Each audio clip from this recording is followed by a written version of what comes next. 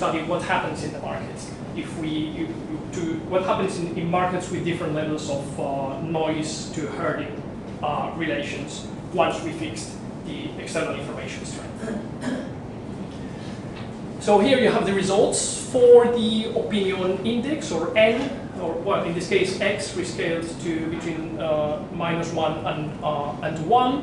So you can already, in green you have the Z, the external information, and in blue you have the outcome of the model. So very clearly already you can see that in some cases the market is very clearly following the external information, while in others the market is exaggerating the external information, so collapsing to positive or negative as far as some positive or negative news arrive. And in other cases, the market simply does not pay any attention at all to the external information. So what happens if we study the returns? The first effect that we see is that the larger the information intensity that you have here, towards the lower part, the information intensity increases. So the larger the information intensity, the larger the volatility clustering effect. So you see here that most of the returns are very much clustered around very specific points in time. Also, we can see clearly that there is a better correspondence with data for non-zero values of the information intensity. So these two are very much similar to the real DAX results. But still, we cannot discern which of the two is better, and that's why we go to the autocorrelation of absolute returns. And what we see there is that, again, some non-zero values of the information intensity leads to a better reproduction of the real results of the market. So we choose this value, f.02, for the next study, for the next step. So fixing now the strengths of the external information, we vary the parameter A, so we vary the relation between herding and idiosyncratic behavior. And again, we see that for when the herding is very important, the market tends to, it looks like it exaggerates the external information, it collapses to optimism or to pessimism, depending on the arrival of external information. And for other values, it looks like it reproduces very well the results of the incoming information.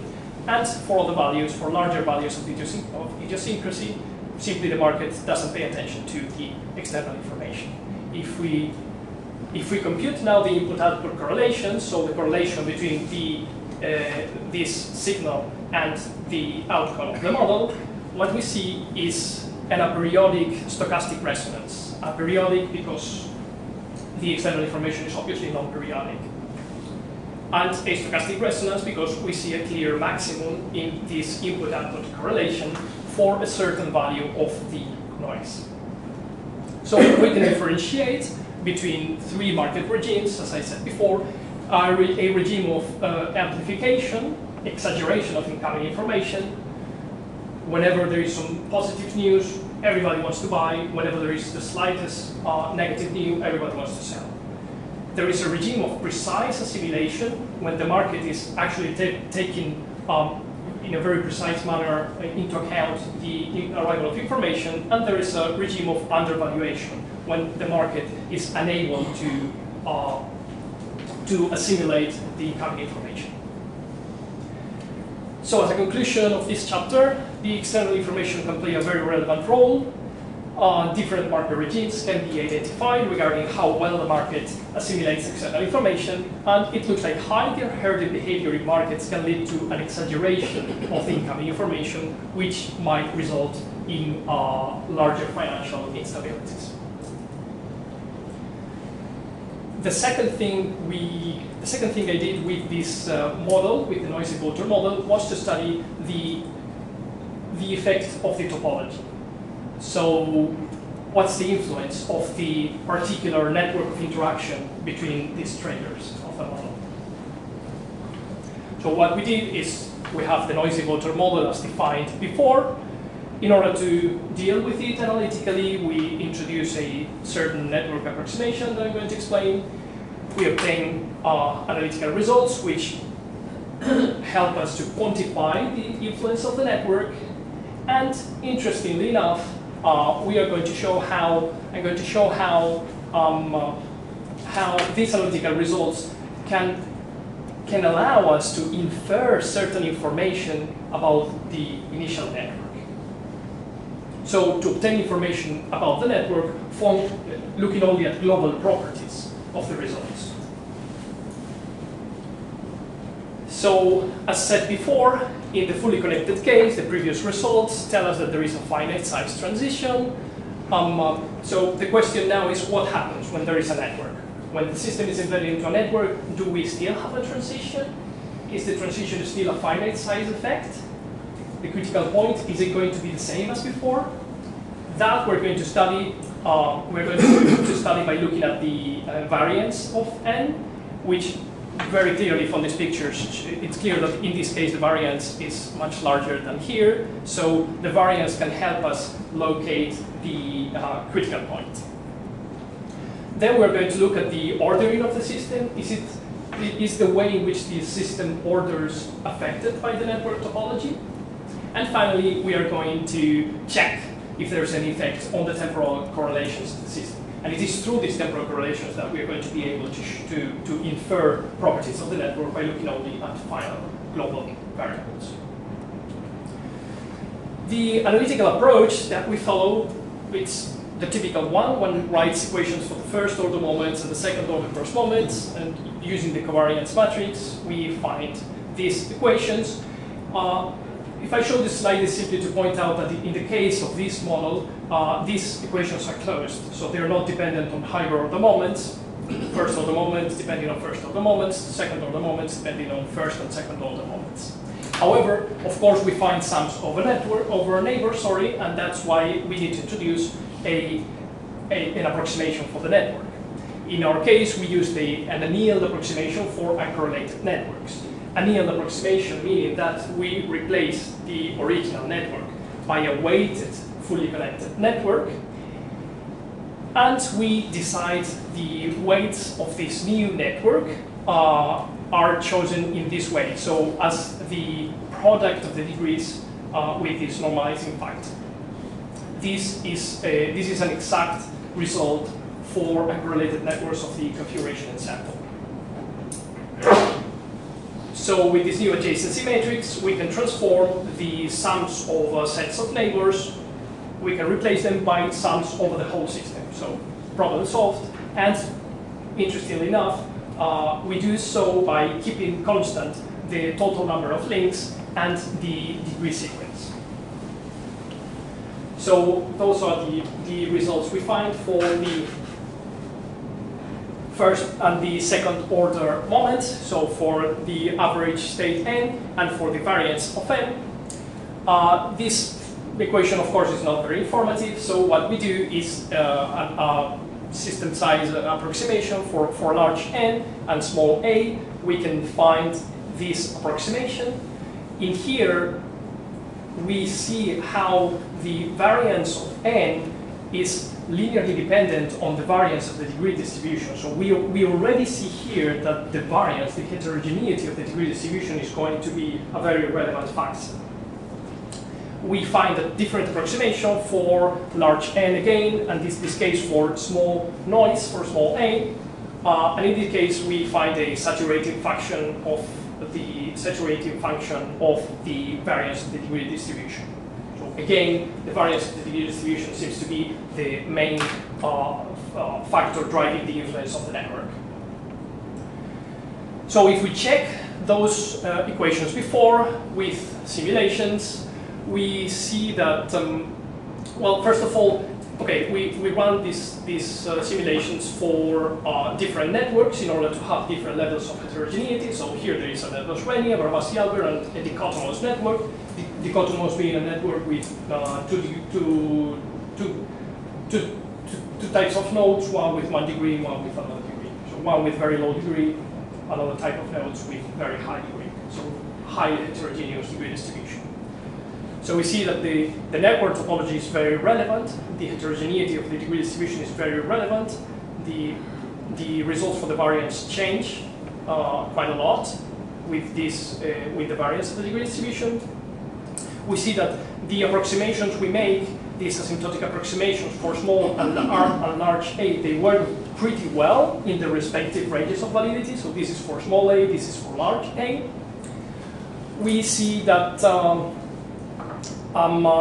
we see that we managed to get a very important improvement when compared to the mean field approximation. Of course, mean field approximation, there's no effect of the network. In particular, we refer here to mean field. In this case, is equivalent to a fully connected network. So that would be the result that we compare to.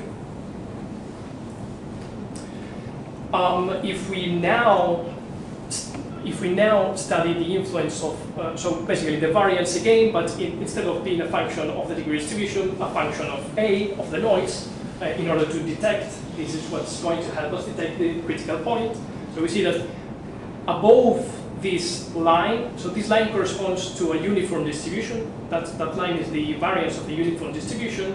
Above this line, we would be in the bistable regime. Below this line, in the monostable regime. So we can clearly see that different networks lead to different points of crossing this line, and therefore transition is still there from monostable to bistable, but the critical point, we already can see that it moves quite a lot. And again, comparing to the mean field approximation before, the mean field approximation works pretty well for an Erdős-Rényi and for small a. If we plot now these critical points, or these crossing points, with respect to the heterogeneity of the degree distribution, again, we see that we can find a pretty good result and much better than the mean field approximation, which, again, is equivalent to the fully connected network result that we saw before. So larger variance of the degree distribution leads to a larger critical point. And we see in the analytical result that the transition is still a finite size effect.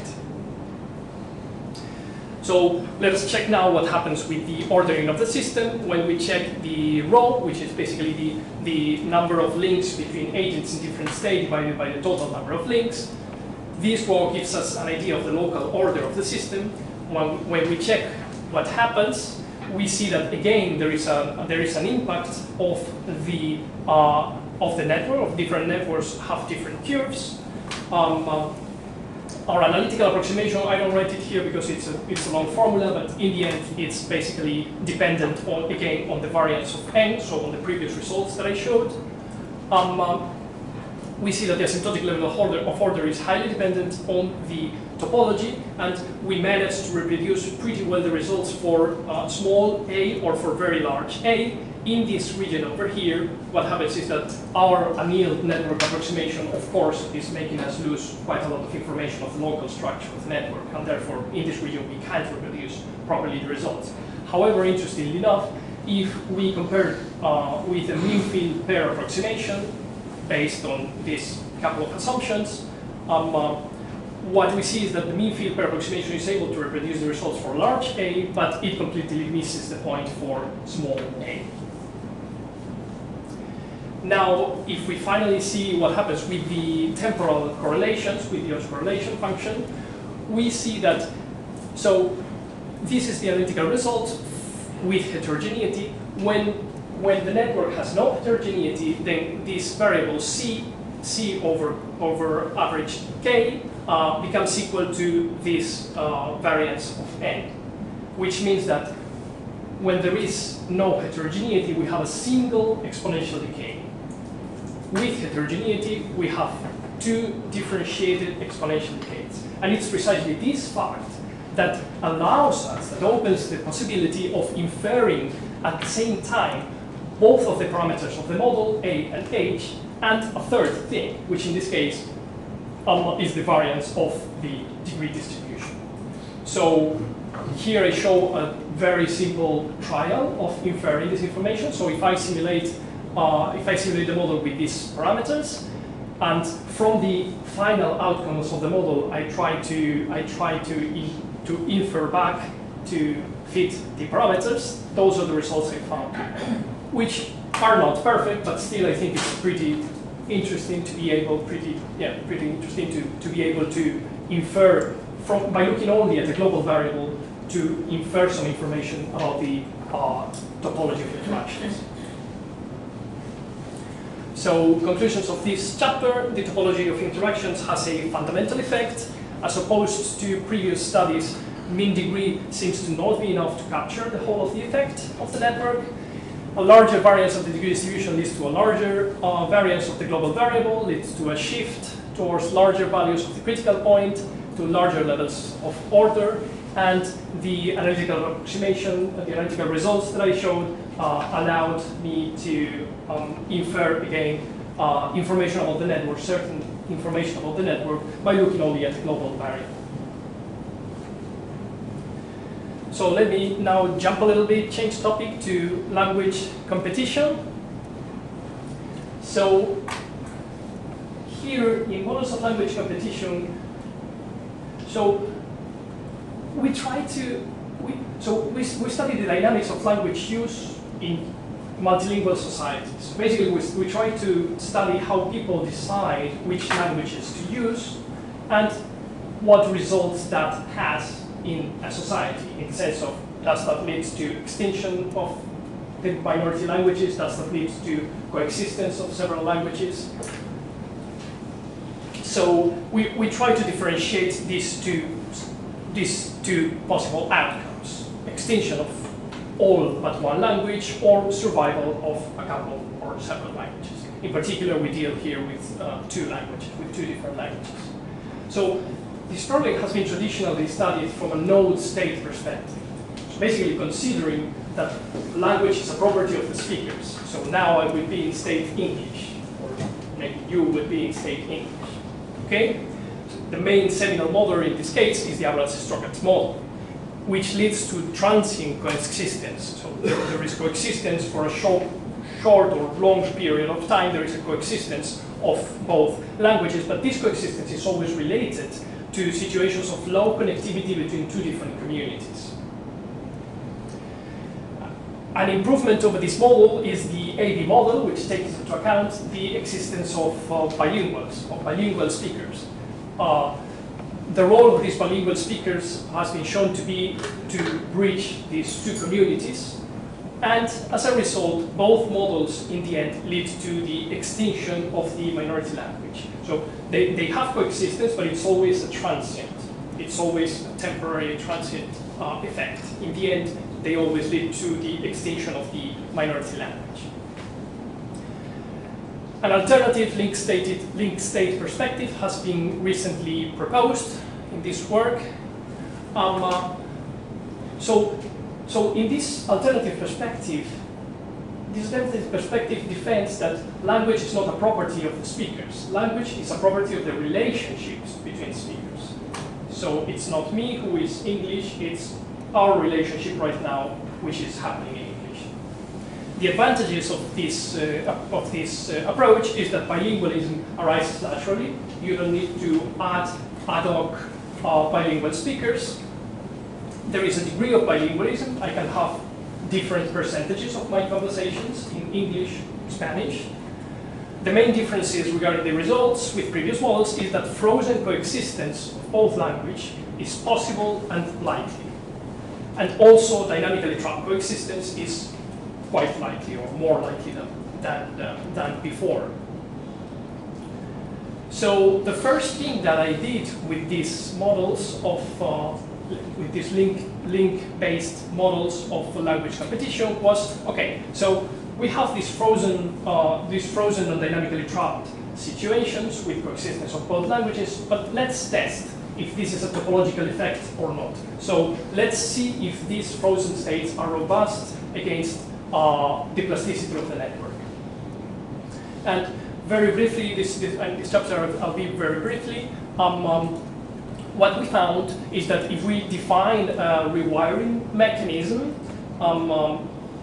we find that very low levels of rewiring already lead to the disappearance of the frozen and dynamically trapped states. So these frozen and dynamically trapped states are not robust against network plasticity. And what we found is a fragmentation transition. So the rewiring basically higher levels of the rewiring lead always to the fragmentation of the network into two separate communities, one speaking one language, the other one speaking the other language. Intermediate levels of the rewiring probability leads to a bistable regime. So some realizations will end up fragmenting, some realizations will end up reaching the extinction of one of the languages, and very low rewiring will lead always to these to these frozen traps surviving for very long periods of time. I'll spend a little bit more time on chapter 5, where we studied the couple dynamics of nodal link states. So what we tried to do in this chapter is to address the entanglement between language use and language preference. So our point is, yes, language is a property of the interactions between speakers. It's not a property of the speakers, but there are properties of the speakers which are very relevant when they decide which language to use. In particular, we might talk about the knowledge of the language. That's a property of the individual, and it's very relevant when the individual decides which language to use. The sense of identity, a sense of, I don't know, belonging to a certain community, that's always an individual property, and it's very relevant when the agents decide which language to use. So let us subsume all these properties of the individuals under the concept of preference. So we will call, so the node states are going to be the preference for a given language, say language A. We are going to model it as a continuous variable between 0 and 1 and discretized according to the degree of the node. And the link states is going to be, are going to be the language used. So 1 or 0, language A or language B. So a binary variable. So interestingly, of course, the states of the nodes are going to influence the states of the links. It says that agents with a very high preference for a given language, they're going to try to impose that language in all their conversations. The more you prefer a language, the more likely it is that you're going to try to use it on your conversations. On the other hand, links influence nodes, in the sense that my preference for a given language is going to be affected by, for example, the language I listen to around me, in the community of my friends, say. So we have here, that's why we have here a coupled evolution of node and link states. How do we model the evolution of links? As I said before, the evolution of links is mainly driven by, well, it's a competition between two factors. The first factor is that conversations tend to happen in the language most often used by the speakers. So this is the concept of cognitive effort of switching, cognitive cost of switching. So if I can use two languages instead of four, I'm going to try to use two because it's simpler not having to switch between languages. On the other hand, as I said before, agents try to impose their internally preferred language. So the preferences of the nodes, the X is the state of the nodes and it's the preference that goes between 0 and 1 in these discrete steps. The preference of the nodes is going to determine somehow a preference of the link, and the preference of the link will compete with a majority rule, that is to say, with the states of the neighboring links. Take into account that extremist nodes, so nodes in state 0 or in state 1, so I always want to speak language A or I always want to speak language 1, they always impose their preferred language, except if they are confronted with each other. If I pull for English and you pull for Spanish, then 50-50, we're going to just keep on switching the language there. How do nodes evolve? We model its evolution of node states as taking into account that, and so basically the preferences of the speakers are updated according to a kind of a random walk biased towards the language most often spoken in my community, so by my neighbors between themselves.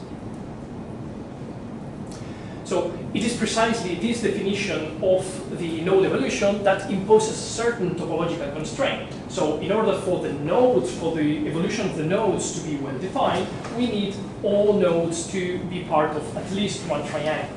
And in general, we are going to be interested in networks with a large number of triangles, which on the other hand has been, through the last decade, has been shown to be the case in many real social systems.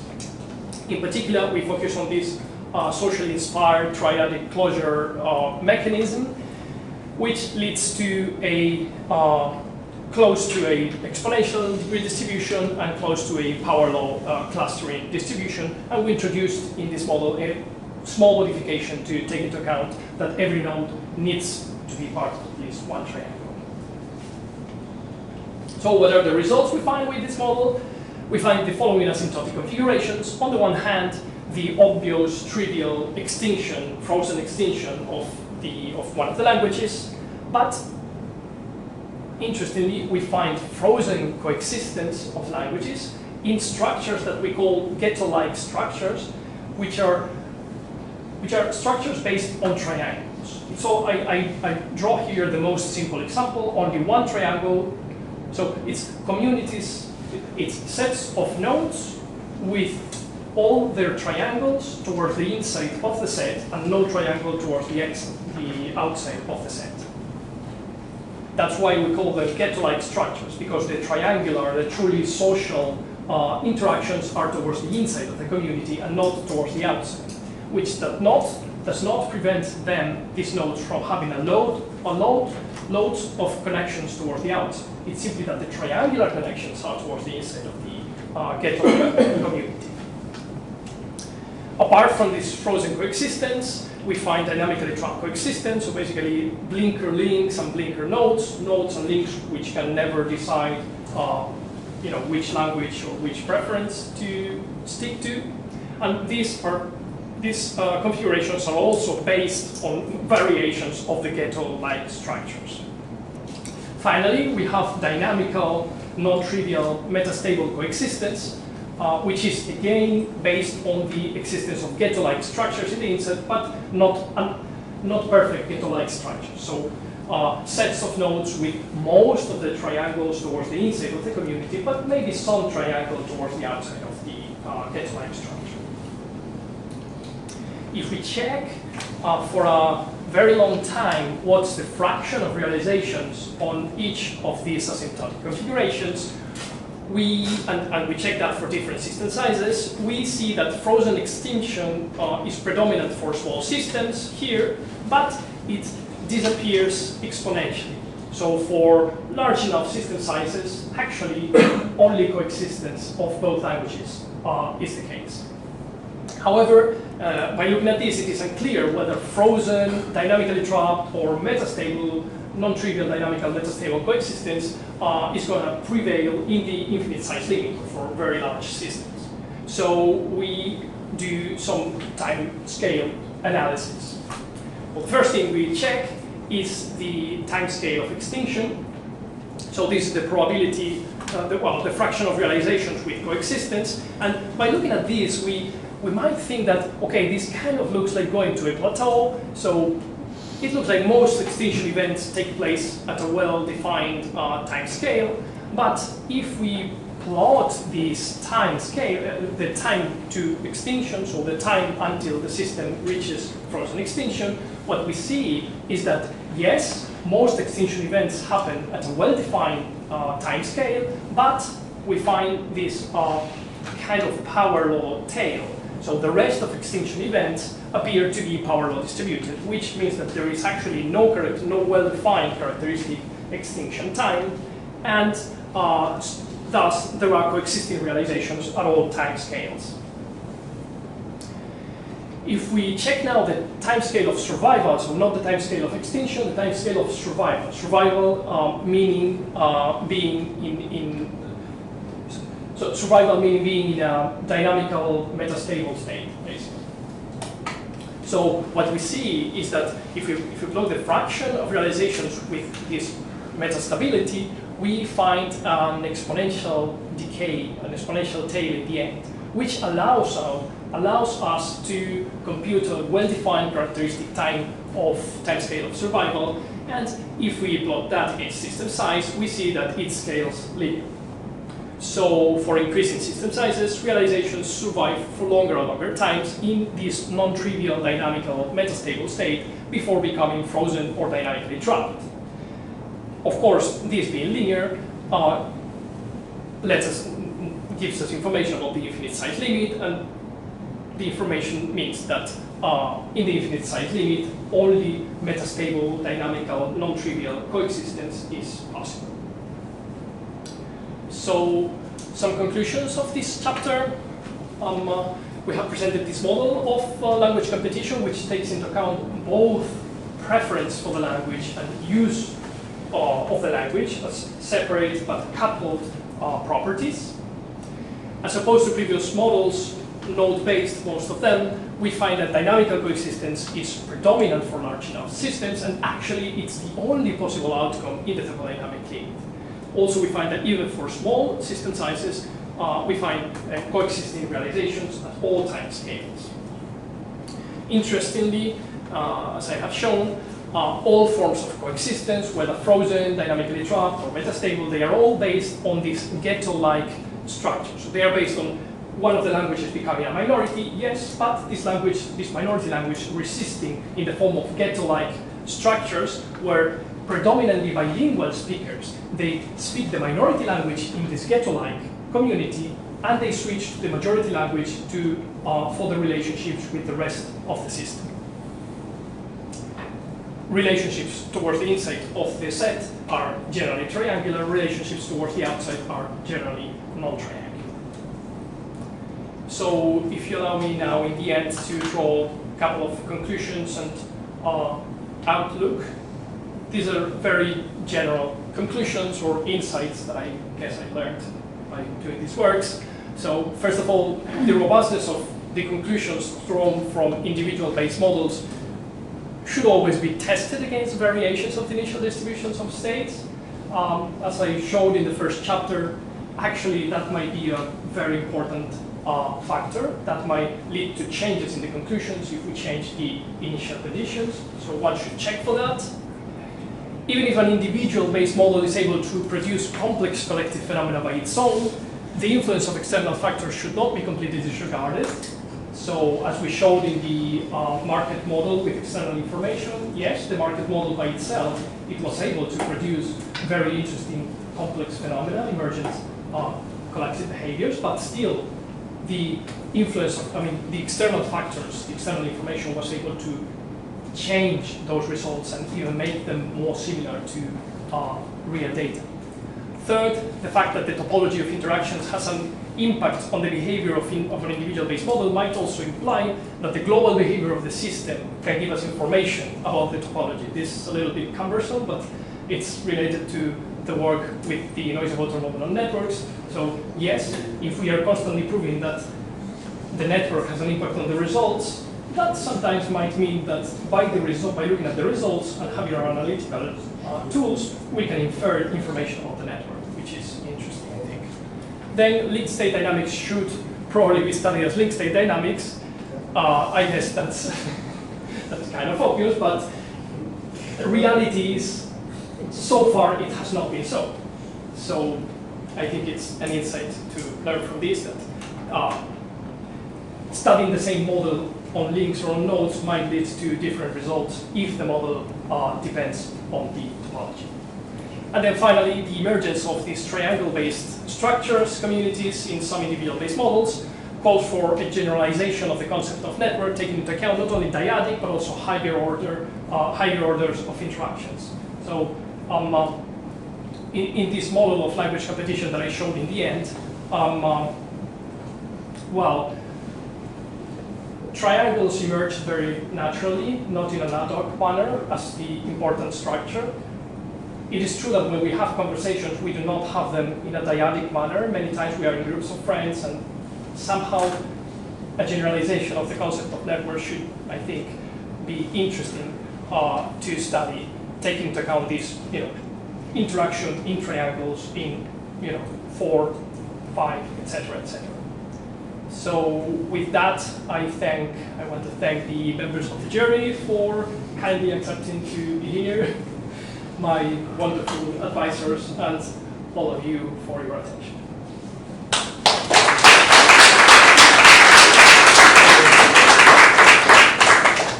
Thank you, Adrian, for this fantastic talk. Very clear, very exciting topics. I propose that Vito starts his series of questions. Yes. So, first of all, I feel that I needed to congratulate with you about your work, both for the work and the solid research you've done, but